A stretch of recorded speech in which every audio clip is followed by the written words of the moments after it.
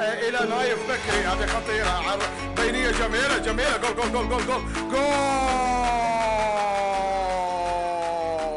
ابى الهدف الثالث الا ان ياتي عن طريق فرحات. نفس المباراه. شوف البينيه، الله جميلة، تمركز وتقدم وهدوء وحد لصالح الفريق الأهلاوي. هذا مهاجم بالتالي هو في الجهة اليمنى. تمريرة لصالح الأهلي، هذه خطيرة. هذا هداف. شوف اللقطة، شوف الكرة، وشوف سرعة فرحات، وشوف فرحات وضع الكرة جميل.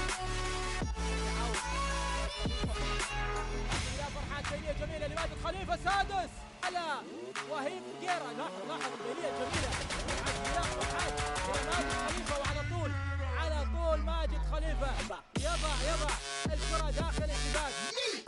هدفا سادسا لمصلحة الفريق الأهلي. والله على شباب الأهلي وعلى كرة الأهلي الجميلة. فرحات مع الكرة، دوران وتمرير. جول جول جول جول جول جول جول. أهلاوي الثالث. بالتالي هنا انفرادة من ياسين. الكرة على الجانب اليسار، انطلاقة سريعة لمصلحة الأهلي. محاولة، سلطان خطفها، سريحي خطفها، جول وتتخلص. خطيرة. سلطان تحصل على الكرة، لكن التغطية الدفاعية تعود من جديد لسلطان السريحي. فرصة وحارس المرمى تعود على مرمى فريق الوحدة.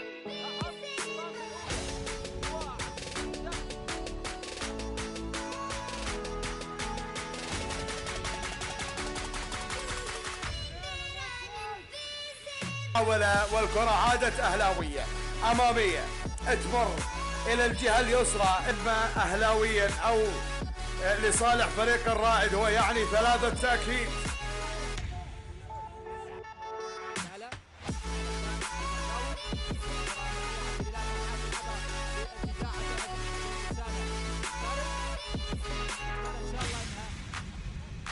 مراد خضري في اللقطة الماضية إلى عادل خضري من جديد. يلعب الكرة من اتجاه عبد الله، استلام جميل. مراد عبد الله وشوف خطيرة. واحد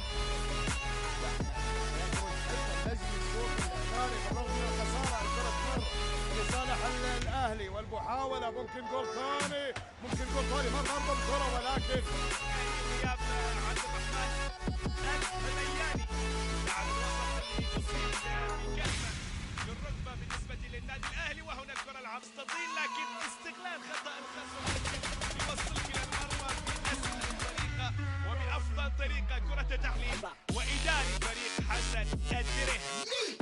إلى الكرة في منتصف الميدان.